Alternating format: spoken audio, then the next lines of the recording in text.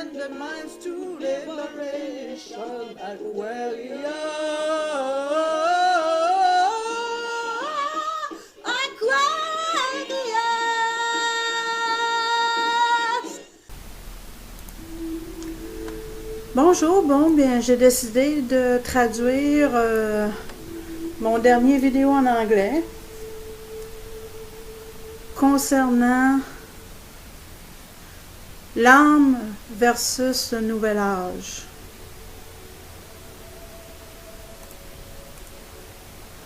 Alors,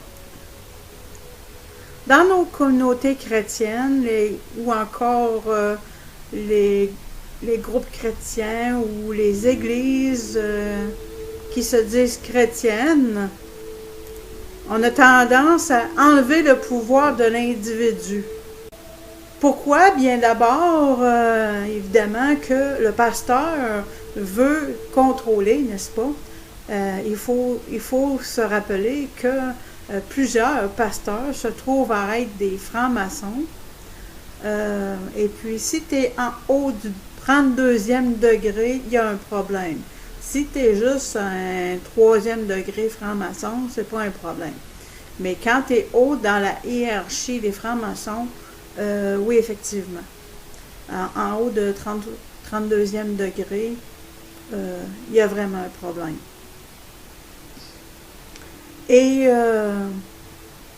la plupart, ces pasteurs-là, fondamentalement, celui qu'ils appellent Dieu, un petit peu. Je suis en train de faire l'interprétation. En fin de compte, ces pasteurs-là, ce qu'ils disent, c'est que celui qui appelle Dieu est occupé à célébrer, soit dans le 3e ou le 7e ciel, sa magnificence, qui est bien loin de nous. 3e ou 7e ciel, c'est pas exactement à la porte. Même si ces pasteurs-là nous disent que l'Esprit Saint vit dans chaque personne qui est sauvée, soit dit en passant, ça a l'air que c'est eux autres qui déterminent ça pas mal. Ils disent que c'est pas eux autres qui déterminent ça, mais finalement, faut que tu ailles vers un pasteur pour avoir la confirmation que peut-être que tu es sauvé, n'est-ce pas? Alors ça, c'est une autre histoire que j'avais pas abordée dans mon vidéo en anglais. Ils nous disent que l'Esprit Saint est là pour nous rappeler les paroles de Jésus-Christ et son œuvre en nous. Mais au niveau interpersonnel, ça nous fait sentir seuls, que Dieu est, celui qu'ils appellent Dieu, est occupé à célébrer sa merveilleuse personne dans le 7e ciel, et que le Saint-Esprit serait là pour simplement nous rappeler les paroles de Jésus-Christ. Mais l'affaire, c'est qu'on n'est pas des machines, nous sommes des individus, nous sommes des êtres humains, alors nous avons besoin d'une relation. Et puis, disons que vomir les versets, puis vomir les livres de la Bible, c'est pas exactement ce que j'appellerais une relation. En fait, ce que je veux vous dire, c'est qu'une relation ne peut être basée seulement par réciter les versets par cœur. Autrement dit, leur version de Dieu qui célèbre sa merveilleuse personne au 7e ciel, ça nous aide pas, ça ne t'aide pas, ça ne m'aide pas à se sentir complet. C'est juste ça que je suis en train de dire. De sorte que nous avons cet extrême, ok? Il y a un continuum, puis à cet extrême, à un extrême de ce continuum, je viens de parler de la position. Et puis nous avons un autre extrême qui est le nouvel âge. J'ai vu récemment, par exemple, sur YouTube, il y a quelqu'un qui, je ne sais pas s'il était pasteur ou s'il était, mais en tout cas, je sais qu'il était enseignant de la Bible. Et puis, ce qu'il fait, ben, en fin de compte, il est devenu quelqu'un qui fait la promotion du Nouvel Âge.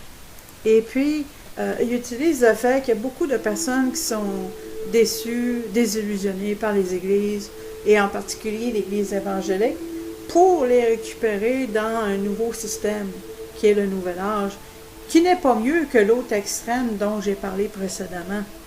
Vous savez, cette fausse croyance que, parce que le Nouvel Âge va jusqu'à dire, c'est une fausse croyance, bien entendu, que vous êtes vous-même un Dieu, et que nous avons ces deux extrêmes-là.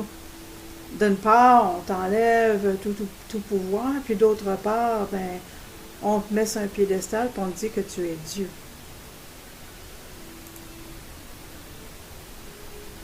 Aussi, ils font la promotion des maîtres ascendants. Je vais juste le mentionner en passant. Mais en réalité, c'est l'âme. L'âme est une partie... c'est une partie que... Ben, tu peux l'appeler Dieu. Moi, je l'appelle le créateur de l'univers. Alors, l'âme est la partie que Dieu, en tout cas d'après ce qu'ils nous disent, ils nous enseignent, ils nous parlent beaucoup de l'âme, n'est-ce pas? Comment est-ce que l'âme a besoin d'être sauvée? Alors, je parle de l'âme présentement. Et la partie que Dieu nous a mis à l'intérieur de nous, c'est une partie de lui-même qui a mis à l'intérieur de nous. Et ça ne fait pas de nous des dieux. Cette partie de nous-mêmes, je tiens à répéter que ce n'est pas parce que Dieu nous a donné une partie de lui-même en nous qu'ils appellent âme. On va revenir plus tard sur la terminologie. Que ça fait de nous des dieux. Je veux que ceci soit très clair. Parce que je suis contre la promotion du Nouvel Âge, mais je suis aussi contre le fait que les pasteurs nous enlèvent tout pouvoir, finalement. Il faut même aller les voir pour finalement... ils vont pas dire « oui, tu es sauvé », ils vont pas en faire la confirmation. Ben, ils vont pas en faire l'affirmation, mais disons que ils vont te dire « je crois que tu es sauvé ». Il faut même aller, dans leur système, il faut même aller vers les pasteurs pour avoir une validation que l'on est sauvé. Ça, j'ai pas parlé de ça dans mon vidéo anglais, puis ça me vient à l'esprit aussi que supposément que si tu te fais baptiser dans une autre église ou même dans une rivière, ben c'est pas correct. Il faut que tu sois baptisé dans leur église. Hein, fait qu'ils contrôlent bien les affaires finalement. Fait que qu'est-ce que je veux rajouter? Bien, c'est que tu n'as pas juste le Saint-Esprit ou le Grand Esprit qui te rappelle les paroles de Jésus-Christ, verset par verset, puis livre par livre, pour avoir une interaction avec Dieu via ton âme. Alors, avant d'être dirigé par un livre, tu dois être guidé par cette partie que Dieu a impartie en toi de lui.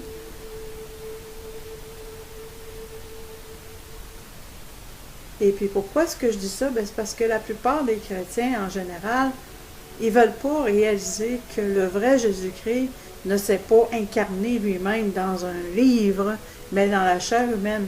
De la même façon que le Créateur a imparti une partie de lui-même en toi.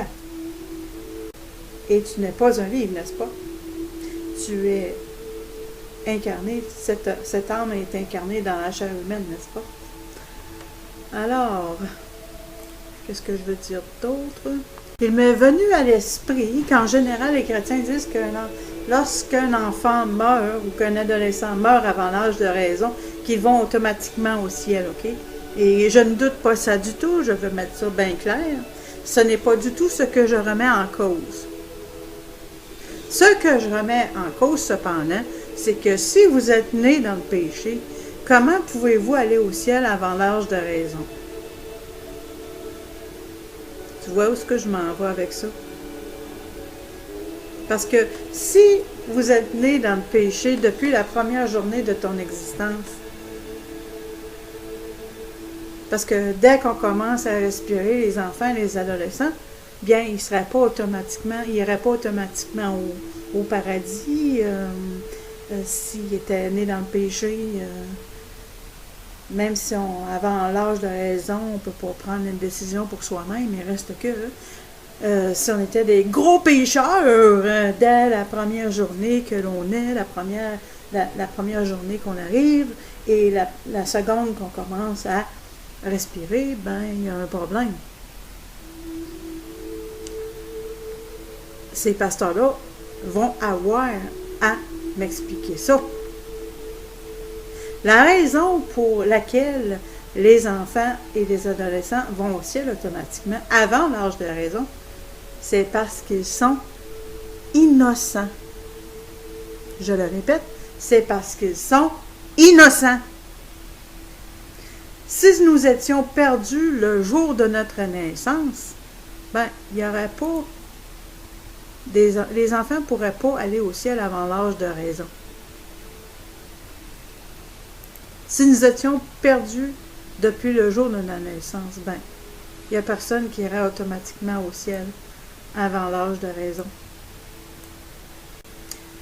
Alors, pourquoi ces pasteurs nous disent que depuis la première journée de notre existence, depuis le temps que nous avons commencé à respirer, que nous sommes perdus, alors qu'en fait, les enfants et les adolescents qui meurent avant l'âge de raison vont automatiquement au paradis? Ils vont devoir m'expliquer ça. Pour moi, quelque chose est louche ici. Et j'ai déjà expliqué pourquoi est-ce que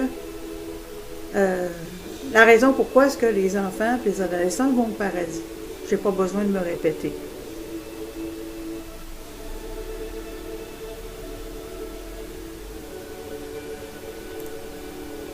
Nous sommes conditionnés dans cette société à mettre la puissance en dehors de nous-mêmes.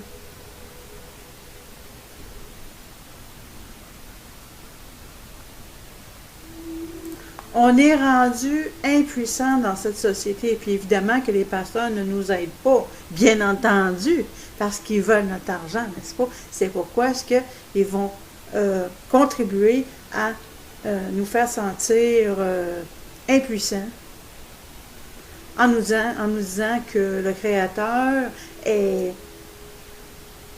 occupé à célébrer sa magnificence dans le 7e ciel et que nous sommes nés pécheurs aussitôt qu'on a commencé à respirer.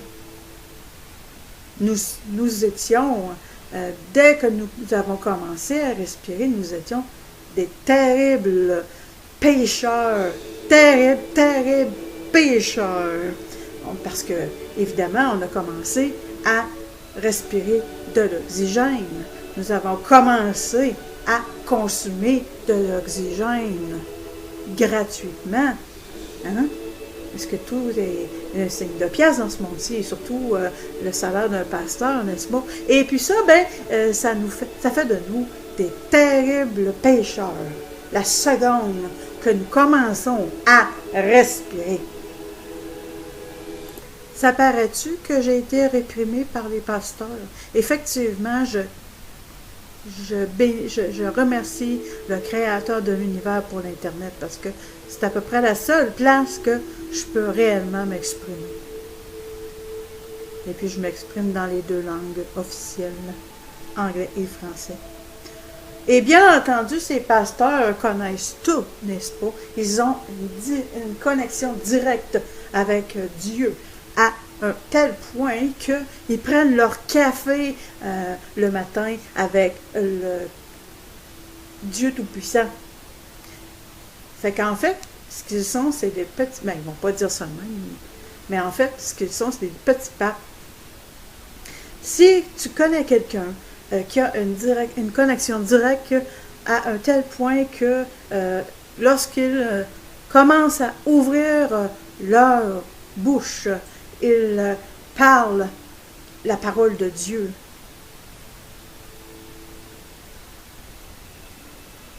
évite ces personnes-là. Il n'y a personne sur la planète Terre qui, chaque mot qu'ils émanent de leur bouche, c'est la parole de Dieu.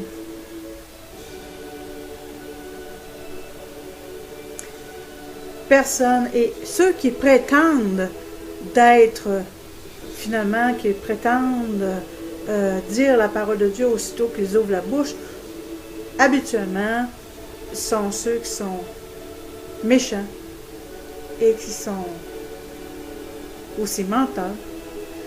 Et puis ils veulent que tu les mettes sur un piédestal, right? Je ne suis pas la grand-mère de Dieu, mais j'ai appris que quand tu demandes à Dieu, tu peux l'appeler Dieu, moi je l'appelle le créateur de l'univers, quand tu lui demandes, s'il te plaît, fais ceci, s'il te plaît, fais cela pour moi, puis supplier. Et je me réfère ici aux besoins essentiels, parce que le créateur de l'univers est bon, et évidemment, bien, une chose que les pasteurs ont bien fait, c'est qu'ils nous ont dit qu'il était bon, puis c'est exact. Sur ce point-là, nous sommes d'accord. Alors, tu n'as pas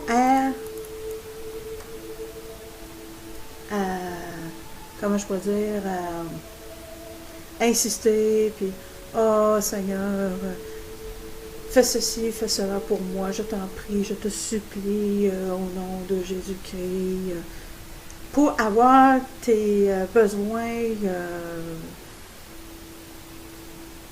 et tes prières répondues. Tout ce que tu as à faire, c'est le remercier que ces besoins-là sont déjà comblés. Parce que le Créateur connaît tes prières avant même que tu émanes le premier son de ta prière. Alors, au lieu de supplier le Créateur, remercie-le. Tu peux évidemment, comme j'ai dit tantôt, tu peux l'appeler Dieu si ça te plaît. Par contre, moi je sais très bien que Dieu c'est un titre, mais bon, on ne s'énervera pas avec ça, on ne s'ostinera pas sur des détails comme ça, parce que qu'on l'appelle le Créateur ou qu'on l'appelle Dieu, on sait de qui qu'on parle, n'est-ce pas? Donc, si quelqu'un est bon dans cet univers, c'est le Créateur, alors au lieu de le supplier que tes besoins soient comblés, remercie-le. Parce que, avant même que tu as commencé à prononcer ces mots, tes prières ont été répondues. Évidemment que là, je parle de besoins essentiels et je vais y revenir dans la partie numéro 2 de cette série. Merci de ton écoute.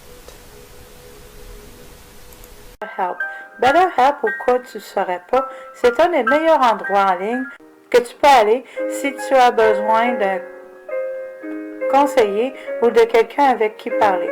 Je sais, beaucoup d'entre vous, y compris moi-même, a eu des difficultés dans le passé et dans des situations déplorables. Beaucoup d'entre nous ont du mal à gérer ce problème et c'est là que BetterHelp peut très bien aider.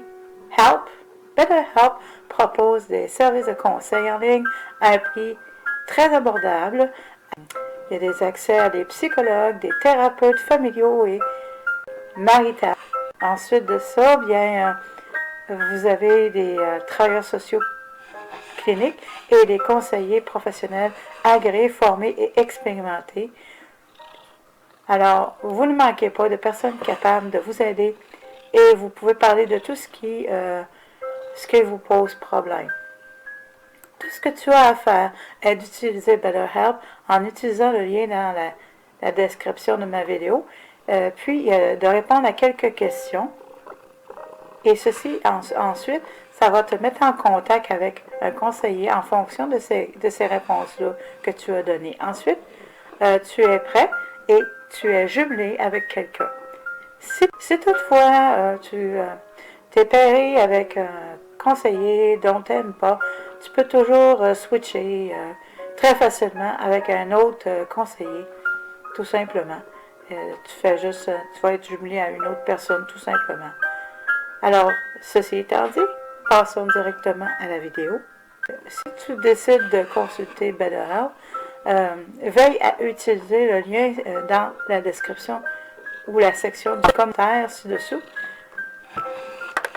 parce que ça supporte ma chaîne et d'ailleurs, je suis en convalescence.